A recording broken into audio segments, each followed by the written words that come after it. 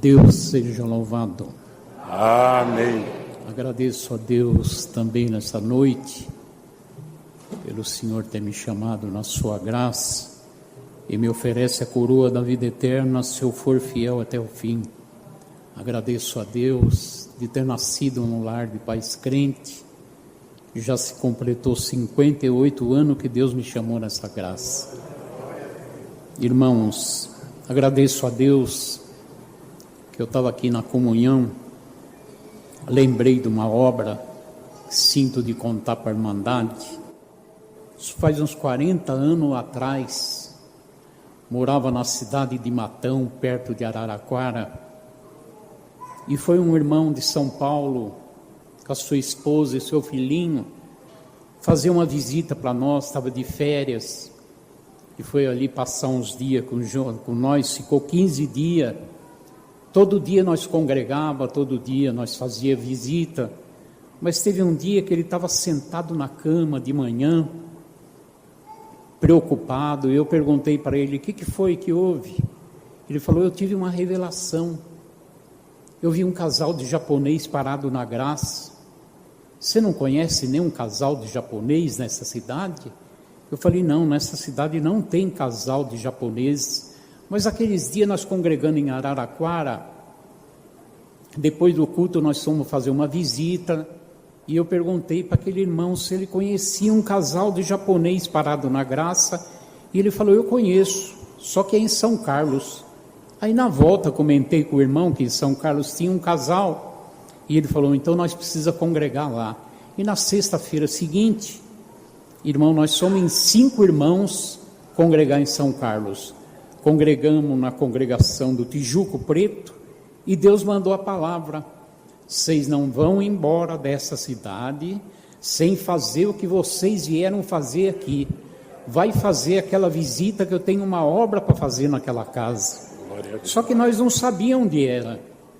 E quando terminou o culto, os músicos tocavam aquele último hino, e tinha um irmãozinho de palitozinho branco tocando violino, e o arrepiozinho me visitou e pôs um desejo de eu perguntar para aquele irmão se ele conhecia um casal de japonês parado na graça.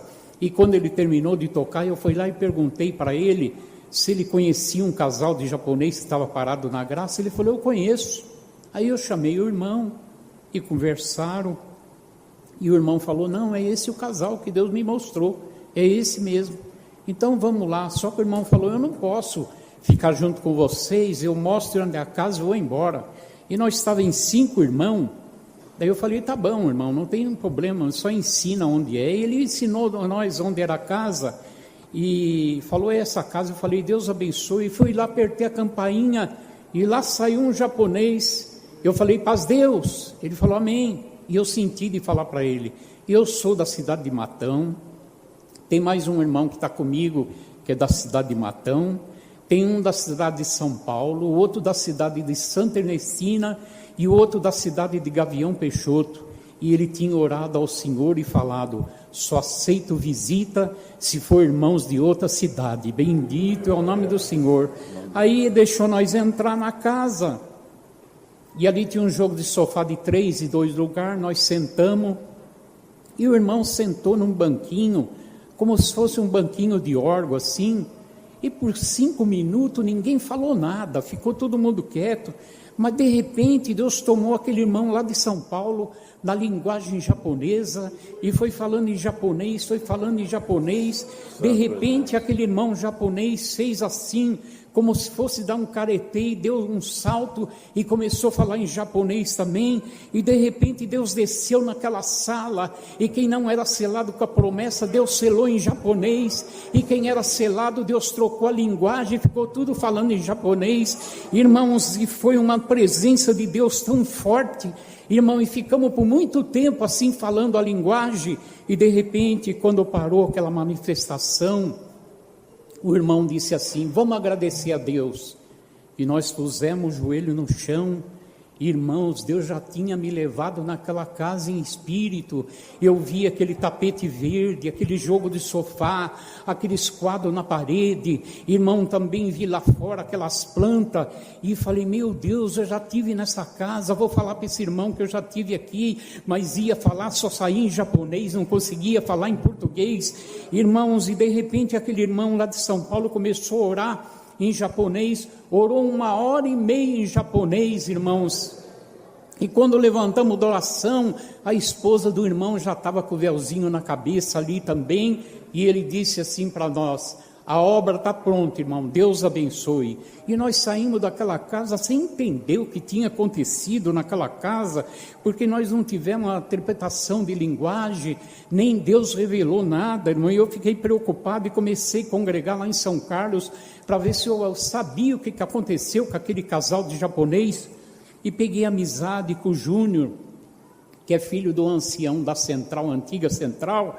Irmãos, eu expliquei para ele a situação, para ele achar o casal de japonês, e passou uns 5 meses, encontrei com o Júnior, e ele disse assim, irmão, eu encontrei com o casal de japonês, e eles falaram assim para mim, que foi 5 irmãos brasileiros, falando em linguagem japonesa na sua casa, e falaram que Deus ia preparar a passagem de avião, que ele ia para o Japão, ele ia na cidade tal, no bairro tal, na rua tal, no número tal, e evangelizar, e deu o nome de alguns japoneses, e a obra de Deus começou no Japão. Glória a Deus. Glória a Deus. Agradeço a Deus, irmãos. Nós subimos um morro, fui junto com a minha esposa, muito difícil de nós subir, irmãos, e nós com cesta básica nas costas, chegamos lá numa casa, o irmão estava deitado numa cama, uma casa que não tinha móveis nenhum, sabe, irmão? Cozinha sempre só com uma prateleira de madeira, um fogão a lenha, não tinha mesa, não tinha nada, e Deus tinha preparado um caminhão cheio de móveis, irmão, para nós pôr na casa da Irmandade. Mas eu entrei naquele quarto, e o irmão deitado na cama, eu perguntei, o que você tem, irmão?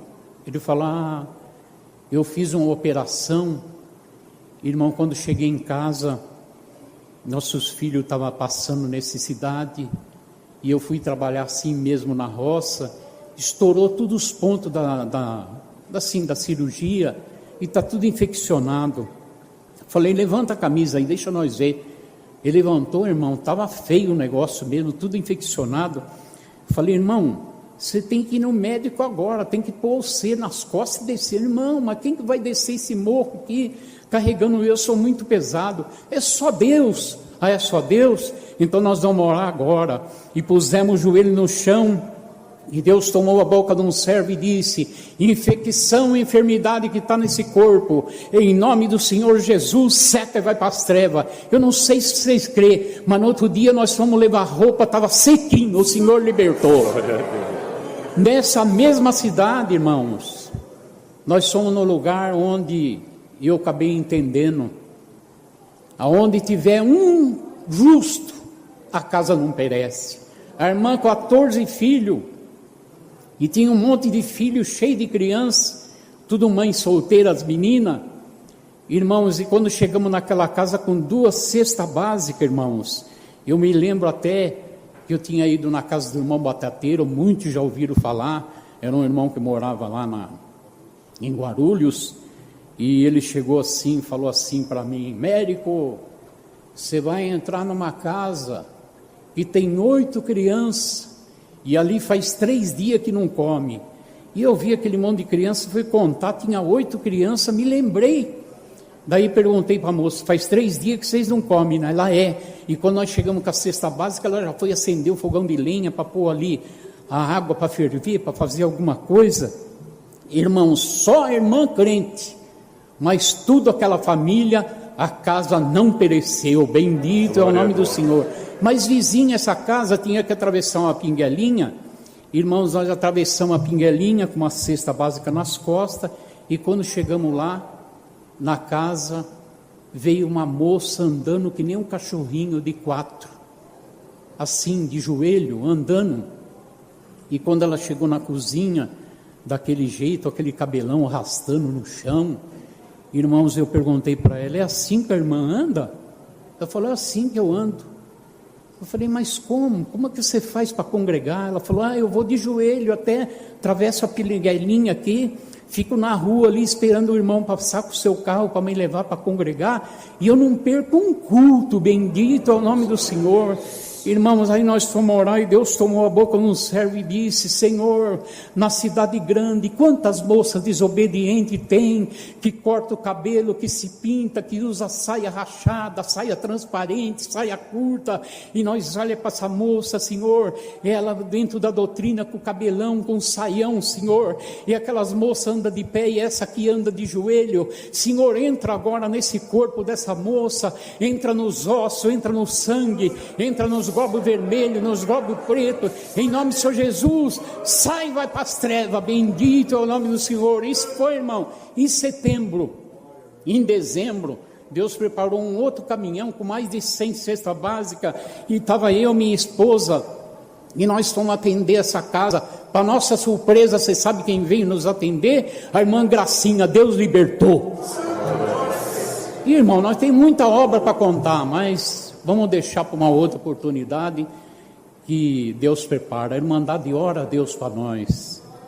É tão bonito um crente levantar na frente e falar: eu agradeço a Deus no dia que o Senhor me chamou na graça. Mas mais bonito é o dia que esse servo aqui estiver dentro de um caixão, e esse povo em volta cantando um hino de funeral. Aleluia. E Deus tomar a boca daquele que está presidindo e falar: esse venceu o pecado, venceu a vaidade, venceu o diabo, só resta a coroa da vida eterna. Eu agradeço a Deus por tudo. Deus seja louvado. Amém.